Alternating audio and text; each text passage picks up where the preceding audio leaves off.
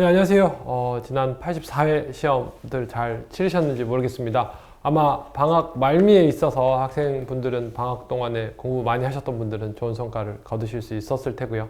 또 이제 시험 보시고 또 10월 1일에 있는 시험 또 다시 준비해야 되겠다 결심하신 분들이 있으실 텐데, 이번 회차에도 좀 주요한 문항들을 저희가 뽑아봤습니다. 함께 공부하시고 또 10월 달에 좋은 성과 거두시기 바랍니다.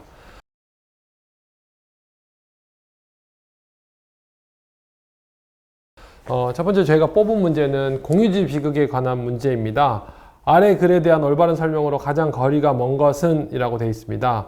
각 방목지는 방목행위를 과다하게 할 수밖에 없는 시스템 속에 갇혀버리게 되는 것이다. 원래 환경은 유한한데 무한대 행위를 하는 것과 같다. 자유를 신봉하는 사회에서 모든 사람들이 자기 자신의 이익을 극대화하려고 서두르게 되므로 결국 그 사회의 운명은 황폐함으로 종결된다. 1991년도 게릿 하딘이라는 분이 말씀하신 건데, 사실 공유지 비극의 대표적인 사례이고 글로 많이들 활용되고 있는데요. 사실 이분 생태학자시거든요. 근데 그렇게 제시를 하셨는데, 뭐 어쨌든 이것들이 계속 경제학에서 회자되고 있는 이유는 생태학자긴 하지만 말 그대로 그 생태학이라는 것이 공유지 비극이 나타나는 공유자원의 대표적인 사례이고, 이분은 오히려 경제학 백그라운드가 아니라 현장에서의 그런 것들, 공유지 비극들의 사례를 보셨기 때문에 이것들이 많이 회자되고 있는 것 같습니다. 공유지 비극이라는 것이 뭐냐 하면 공유자원이라는 건데요. 여러분들이 주로 착각하시는 게 공유자원하고 공공재를 착각하세요. 둘이 비슷한 부분이 있긴 한데 엄밀히 다른 부분들이 있어서 그렇습니다. 공유자원은 뭐냐 하면 배제성은 없어. 근데 경합성은 있어요. 근데 공공재는 뭐냐 하면 배제성은 없어. 근데 경합성도 없어. 이게 공공재입니다. 무슨 말이냐면 이런 겁니다. 우리 일기예보, 대표적인 국방 치안 서비스, 정부가 제공하는 이것들은 공공재 사례이죠. 그러니까 뭐냐면 세금을 덜 낸 사람도 특별히 그 사람만 더 뭐 해외 외국의 침입으로부터 더 위험하게 한다든지, 또 뭐 그 사람 물건만 더 도둑맞기 쉽게 한다든지 이런 걸 할 수가 없잖아요.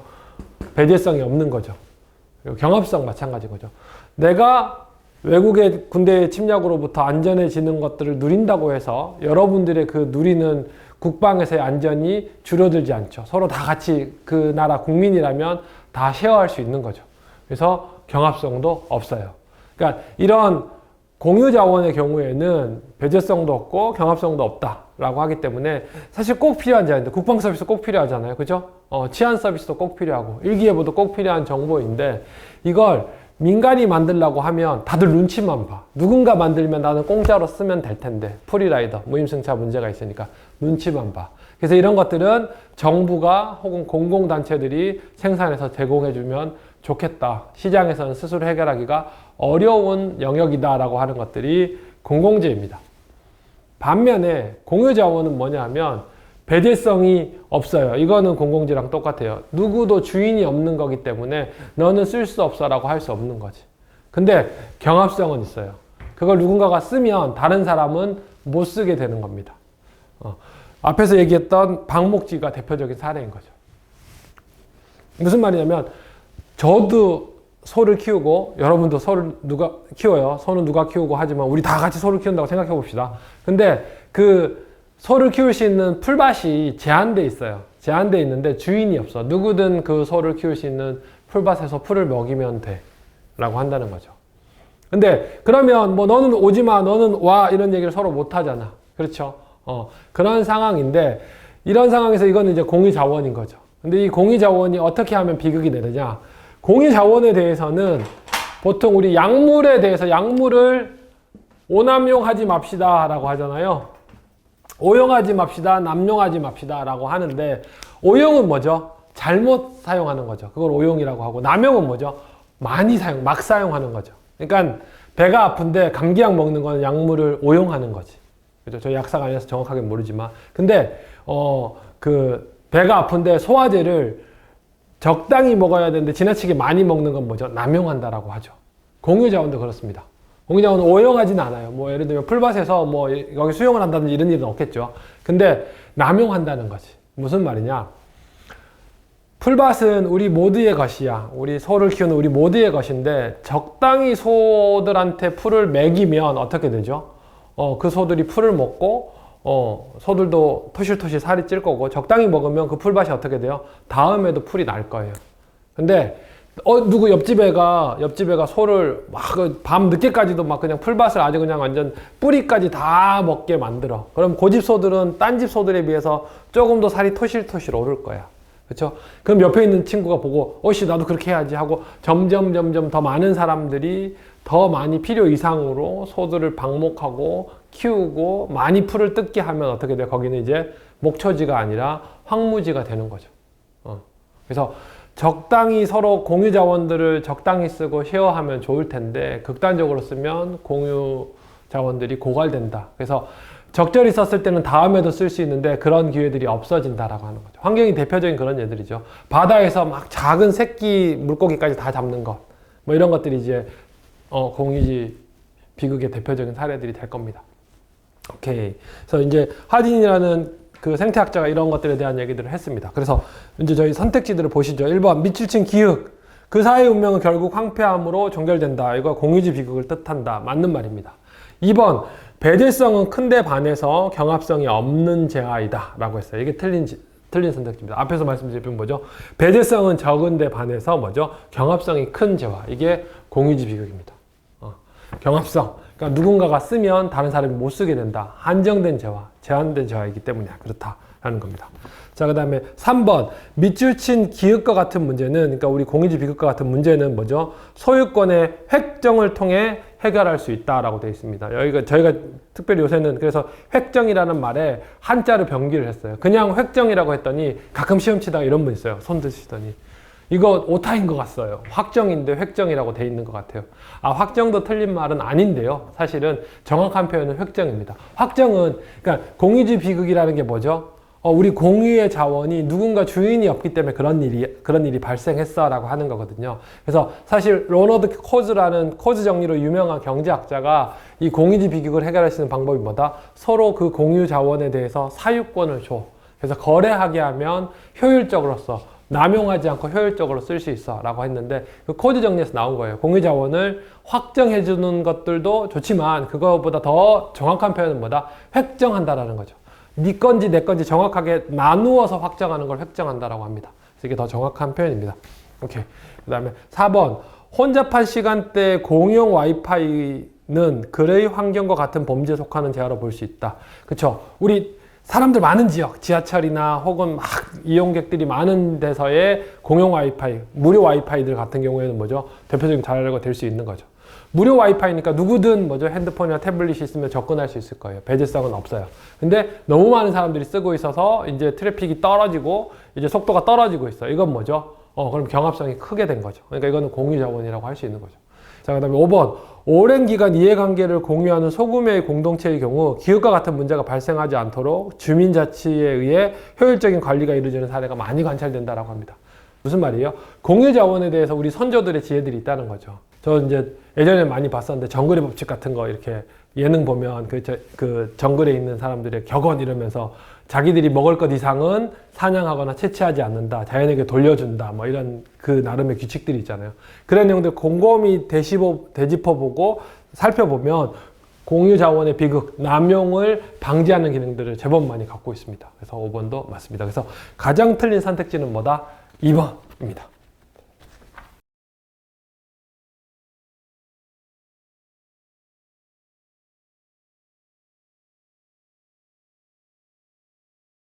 네, 이번에 함께 보실 문제는 저희 매형 테스트에서 주로 거의 시그니처라고 할 수 있죠. 신문 기사를 활용한 문제입니다. 위 빈칸 A에 들어갈 수 있는 수치로 올바른 것은 이라고 되어 있습니다. 빈칸 A가 뭐냐면 미국 연준이 향후 기준금리를 한 번에 A%포인트 인상하는 이른바 자이언트 스텝을 밟을 가능성이 제기되면서 25일 국내 금융시장도 타격을 받았다라고 되어 있습니다. 무슨 말이다? 연준이 뭐죠? 자이언트 스텝을 밟았습니다라고 합니다. 그 자이언트 스텝이 뭐냐 하면 0.75% 포인트 기준금리를 인상하거나 한 번에 인하하는 것들을 자이언트 스텝이라고 합니다.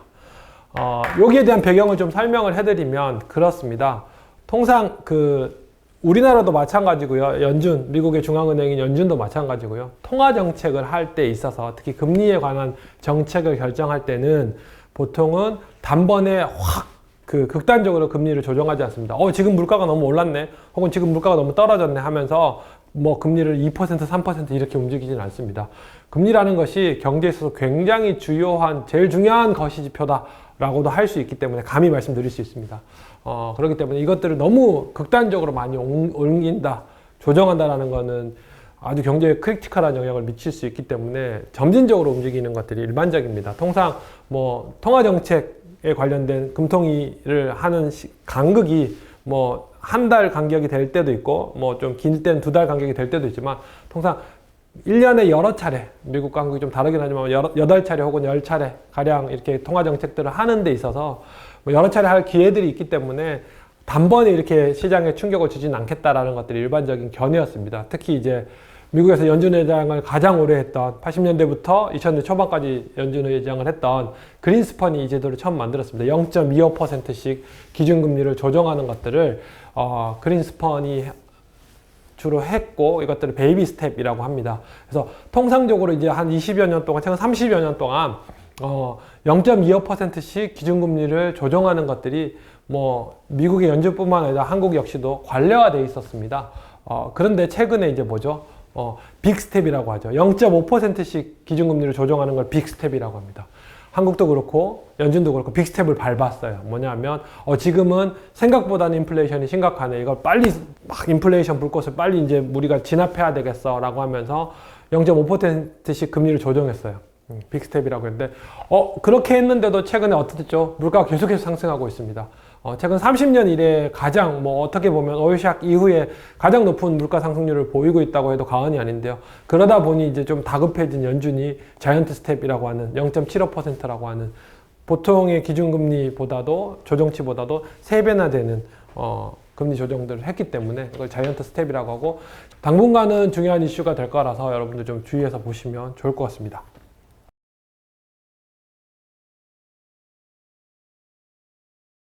다음 문제입니다. 이거 세트 문제거든요.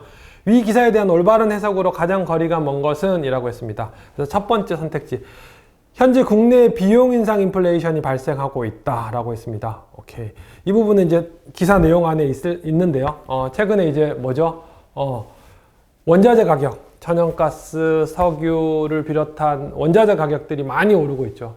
그러다 보니 뭐죠? 이런 부분에서의 물가 상승. 그러니까 물가 상승은 저희가 지난번에도 말씀드렸습니다. 물가 상승은 크게 두 가지가 있죠. 사람들이 물건을 많이 사서 물건 값이 비싸지는 수요 견인 인플레이션이 있고요. 원자재 가격이 상승해서 발생하는 공급 사이드 비용 견인 인플레이션이 있는데 지금은 경기는 다들 안 좋다 그러잖아요. 그렇죠? 물건을 많이 사서라기보다는 뭐죠? 원자재 가격이 많이 오른 비용 인상 인플레이션이 발생하고 있다. 여기는 이제 기사 내용 안에도 있습니다. 두 번째, 현재 환율 동향은 국내 물가 상승을 진정시키는 요인으로 작용하고 있다라고 합니다. 자, 무슨 말이죠? 현재 환율 동향. 여기 기사 안에 뭐라고 돼 있죠? 지금 실제로도 지금 이거 방송을 찍고 있는 시간에도 더 그렇지만 뭐죠? 원달러 환율이 예전에는 1,100원, 1,200원 안에서 그 밴드 안에서 움직였었는데 특별히 코로나가 터진 2020년 초기 이후를 제외하고는 그 밴드 안에서 움직였었는데 최근에 어떻게 됐죠? 1,300원을 넘어서 지금 1,350원 밑으로도 깨지고 있죠. 자, 이게 무슨 말이냐 하면 원화 가치가 달러화 대비 그만큼 많이 떨어지고 있다는 말입니다. 자, 한국의 경우에 특히 비용 인상 인플레이션이 일어나고 있을 때는 원화 가치가 하락하면 물가 상승할 수 있는 요인들이 더 크다는 거죠. 무슨 말이다? 비용 인상 인플레이션, 원자재 가격이 비쌌어요. 우리나라 원자재 대부분 다 어떻게 하죠? 해외에서 수입해 오죠. 해외에서 수입해오면 어떻게 되죠? 그만큼 달러 값이 비싸. 원화 가치가 떨어져 있어. 그러면 그게 물가에 더 부담이 될 수밖에 없는 구조라는 거죠.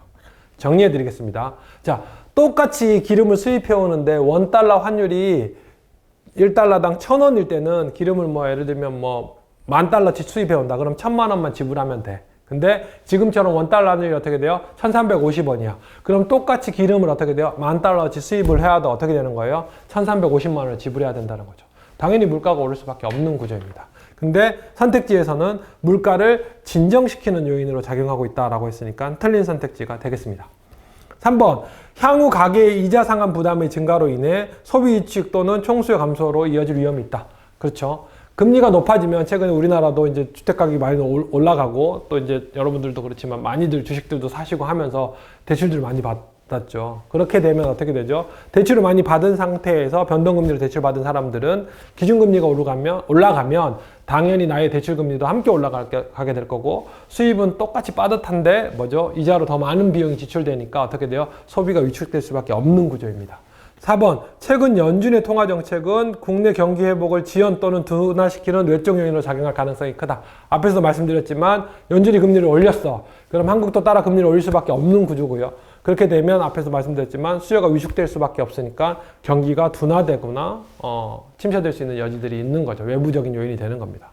오케이. 자, 마지막으로 최근 환율 동향과 러시아 우크라이나의 전쟁은 우리나라의 대외 교역 조건을 악화시키는 요인으로 작동하고 있다라고 합니다. 여러분, 이 교역 조건이라는 말 익숙해지시면 좋을 것 같습니다. 특히 국제 경제에 있어서 교역 조건이라는 말은 뭐냐면 쉽게 말하면 뭐냐면 우리나라 물건을 만들어서 외국 물건이랑 교환할 때 우리나라 물건이 얼마나 값어치가 있느냐를 교역 조건이다라고 하시면 될 것 같아요. 자, 이 교역 조건은 예를 들어 이런 거죠. 삼성에서의 그 갤럭시 한 대랑 레노버 노트북이 2대하고 교체가 됐어. 교역 조건이 이랬는데 만약에 어떻게 돼요? 삼성 갤럭시 한 대랑 레노버 노트북 3대하고 교체가 돼. 그럼 어떻게 되는 거죠? 교역 조건이 개선됐다라고 할 수 있는 거죠. 근데 반대로 어떻게 돼요? 삼성 갤럭시 한 대랑 레노버 노트북 2대에서 한 대하고 이제 교환이 돼. 라고 하면 이제 교역 조건이 악화되었다라고 볼 수 있는 거죠. 자, 정리합니다. 우리나라 물건 가치가 수입품에 비해서 수출하는 물건의 가치가 수입품에 비해서 높아지면 교역 조건이 개선되었다. 혹은 가치가 떨어지면 교역 조건이 악화되었다라고 할 수 있습니다. 자, 정리합니다. 교역 조건은 우리나라 화폐 가치, 상품 가치가 떨어지면 악화됩니다. 지금은 환율이 상승했어요. 명목 환율이. 그래서 원화 가치가 떨어진 시기입니다. 그래서 5번 더 맞는 선택지가 되겠습니다. 정답은 2번입니다.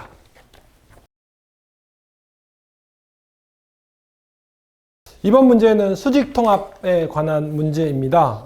문제를 좀 읽어보도록 하겠습니다. 수직통합 방식에서 전방통합과 후방통합에 해당하는 사례를 보기에서 골라 올바르게 짝지은 것은 이라고 되어 있습니다. 보기에 기역은 맥주회사가 와인회사를 인수하는 경우, 니은은 원두 가공업체가 커피 프랜차이즈를 인수하는 경우, 디귿은 대형마트가 제조업체를 인수해서 자체 브랜드 제품을 생산하는 경우 이렇게 되어 있습니다. 자, 일반적으로 수직통합이다 라고 하면 이제 기업들이 여러 가지 M&A들을 하죠. 그러니까 기업에서의 의사결정들이 이제 여러 가지 단위들이 있을 텐데 우리 뭐 많이 배우셨던 BCG 매트릭스 같은 경우에는 사업부 단위의 의사결정입니다. 근데 지금처럼 뭐 M&A 같은 경우에는 기업 전체 단위의 전사적 단위의 의사결정이다 라고 할 수 있습니다. 그래서 기업들이 인수합병을 하는 것들은 크게는 관련 다각화와 비관련 다각화로 나뉠 수 있어요. 예를 들면 이런 거예요. 식품업체가 리조트 업체를 인수했어. 이거는 이제 비관련 다각화에 해당하겠죠. 전혀 사업이 상관이 없는 그런 것들 비관련 다각화고요. 그 다음에 관련 다각화에서는 이제 오늘 저희가 지금 함께 공부하게 될 수직적 통합과 수평적 통합이 있어요. 그러니까 수평적 통합은 어떤 것들이 있느냐? 같은 업종, 그러니까 같은 시장 점유율을 차지하고 있는 기업들을 인수하는 것들을 수평적 통합이라고 해요. 수직적 통합은 뭐냐면 그 생산 가치, 그러니까 밸류 체인에 있는 그런 기업들을 인수하는 것들을 이제 수직적 통합이다라고 합니다. 그러니까 수평적 통합의 대표적인 사례가 뭐냐면 이런 것들이죠. 은행이 옆에 있는 은행들을 인수하는 거. 혹은 뭐 인터넷 서비스, 뭐 브로드밴드사가 다른 브로드밴드사를 인수하는 거. 자, 보통 수평적 인수합병에서는 주로 수평적 인수합병을 하는 이유는 뭐죠? 대표적으로 얻을 수 있는 이익은 규모의 경제입니다. 그러니까 쉽게 시장 점유율을 확보할 수 있어. 그리고 또 그 크게 된 시장 점유율, 예를 들면 내가 시장 마켓쉐어가 30%인데 20%짜리 회사를 인수합병하면 그 고객들을 그대로 다 가져오기 때문에 이론적으로는 시장 점유율이 50%가 되는 거죠. 그러면 여러분 잘 아시다시피 규모의 경제를 달성할 수 있어요. 뭐죠? 똑같이 들어가는 고객은 이제 예전에 비해서 훨씬 더 늘었는데 고정비는 예전과 똑같은 비용으로 지불하니까 생산 단가가 떨어질 수 있는 거죠. 그리고 시장 선도업체로 발돋움하면서 여러 가지 또 장점들을 누릴 수 있는 거죠. 그런 요인 때문에 수평적 통합들을 하게 됩니다. 오케이. 반면에 수직적 통합은 뭐냐면 밸류체인에 있는 다른 형태의 앞단 혹은 뒷단에 있는 기업들을 인수합병하는 건데요. 아마도 헷갈리시는 게 저도 이거 한참 헷갈렸는데 여러분 이 화살표 항상 기억하시기 바랍니다. 자, 밸류체인에 있어서 화살표는 항상 어디로 가느냐? 화살표의 끝에는 어디 가느냐? 뭐가 있느냐? 고객이 있어요. 그래서 뭐냐면 원재료로부터 시작해서 뭐죠? 가공하고 생산하고 판매하는 이 일련의 과정이 이제 밸류체인에서 이쪽으로 갈수록 뭐예요? 화살표 어디 있어요? 앞부분에 있잖아. 전방통합. 이쪽으로 갈수록 뭐죠? 후방통합이라고 할 수 있어요. 거꾸로 가면. 근데 항상 생각하기에 뭐죠? 자동차 만드는 회사에서 철강 회사는 뭐지? 그치, 내 앞단에 있는 프로세스니까 전방통합 이렇게 하면 주로 헷갈리거든요. 그러니까 이 화살표를 기억하세요. 오케이? 그러니까 지금은 그러니까 굳이 수직통합을 고르세요 하면 여러분 아마 그 밸류체인이라고 해서 그런 류의 형태의 문제들은 훨씬 더 쉽게 맞추실 텐데 이번에는 조금 더 정확하게 디테일하게 물어봤어요. 수직통합에 대해서. 뭐가 전방통합인가요? 뭐가 후방통합인가요? 까지 같이 물어봤어요. 그러니까 이 화살표에 대한 개념들을 잘 모르시는 분들은 아마 헷갈리실 수도 있었을 거예요. 자, 그래서 그 내용들을 좀 살펴보도록 하겠습니다. 자, 전방통합. 그러니까 이 화살표 앞부분으로 있는 통합은 어떤 사례가 있느냐 하면 니은의 사례가 되겠죠. 원두업체가 커피 프랜차이즈. 원두업체는 뭐죠? 원재료 가공한 업체. 화살표 중간쯤에 있는 애고, 커피 프랜차이즈는 손님과 대면하는, 컨택하는 뭐죠? 화살표 바로 앞에 있는 애. 그래서 얘는 전방통합의 사례라고 할 수 있습니다. 그 다음에 대형 마트가 화살표 제일 끝에 있는 애가 뭐죠? 제조사를 인수한 경우. 얘는 뭐죠? 뒤쪽에 있으니까. 얘는 뭐죠? 후방통합의 사례라고 할 수 있습니다. 그래서 답은 니은 디귿 3번이 되겠습니다. 그럼 기역은 뭐냐? 맥주회사가 와인회사를 인수한 경우입니다. 얘의 경우에는 좀 상황에 따라서, 시장 상황에 따라서 달라질 수 있는데, 맥주회사, 와인회사가 같은 유통 채널을 쓰고, 뭐 여러 가지 물도 같이 쓰고, 뭐 하고 이렇게 공유하는 게 많다라고 하면, 이건 뭐죠? 관련 다각화. 안에서도 특별히 뭐 아주 공유하는 것들이 많다. 나는 술이라는 건 같은 카테고리로 봤어. 그리고 맥주 고객이나 와인 고객이나 거의 같아. 라고 하면 이건 거의 수평적 결합에 해당할 수도 있을 테고요.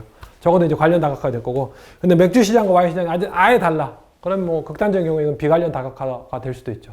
근데 적어도 얘는 관련 다각화 혹은 비관련 다각화. 관련 다각화라면 뭐 그래도 수평적 다각화에 가까운 개념이고요.